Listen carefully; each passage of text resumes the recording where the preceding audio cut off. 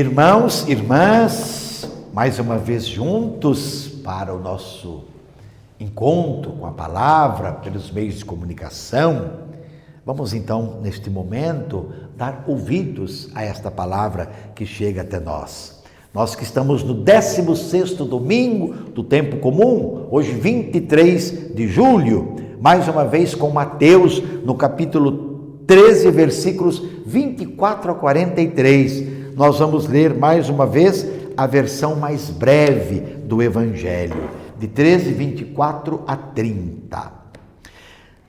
Jesus contou outra parábola à multidão. O reino dos céus é como um homem que semeou boa semente no seu campo. Enquanto todos dormiam, veio o seu inimigo, semeou joio no meio do trigo e foi embora.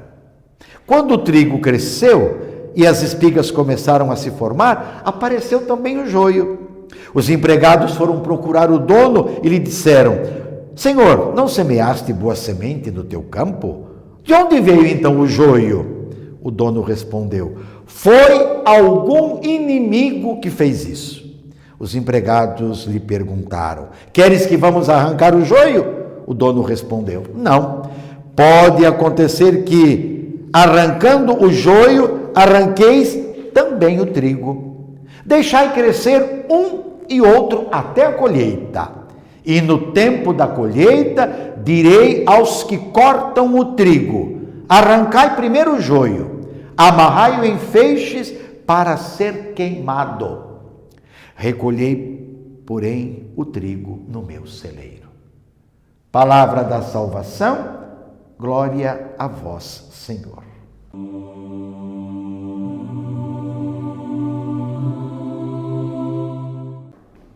Meus irmãos, minhas irmãs, a proposta do Evangelho na liturgia deste domingo fortalece o trabalho de cada cristão e de toda a comunidade na concretização do reino de Deus. Sempre o reino da justiça, da verdade, do amor, da paz.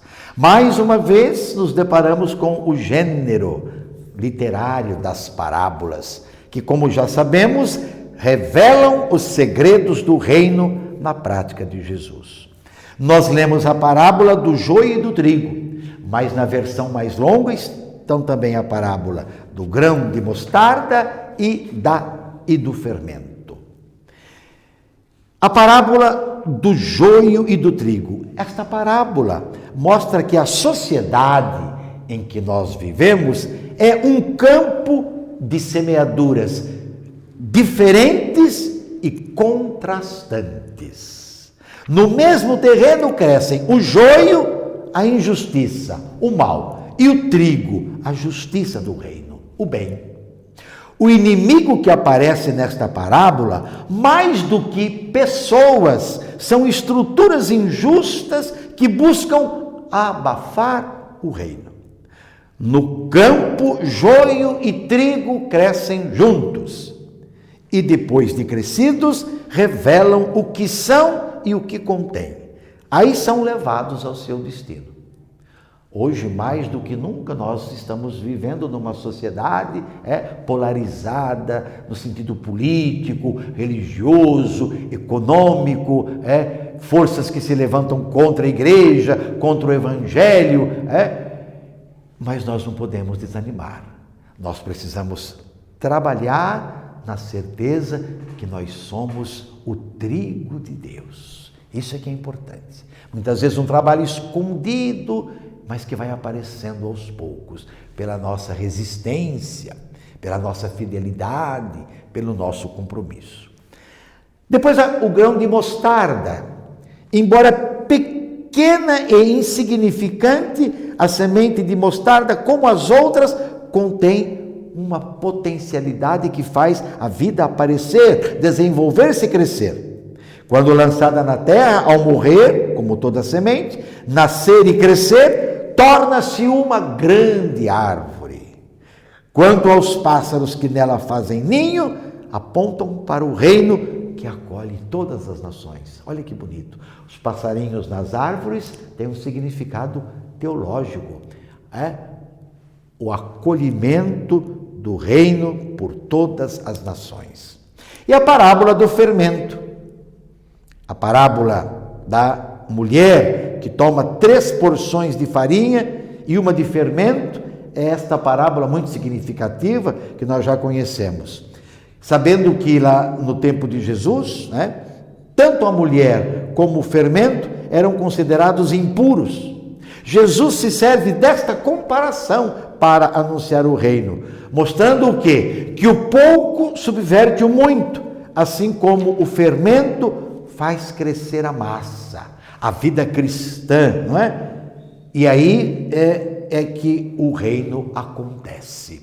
As parábolas de Jesus tinham então e têm como finalidade levar ao discernimento e ao compromisso com o reino, semeado entre os filhos e filhas do reino e filhos e filhas do diabo. Quem tiver ouvidos para ouvir, ouça, lembrando que o importante é a realização do reino mediante a prática da justiça.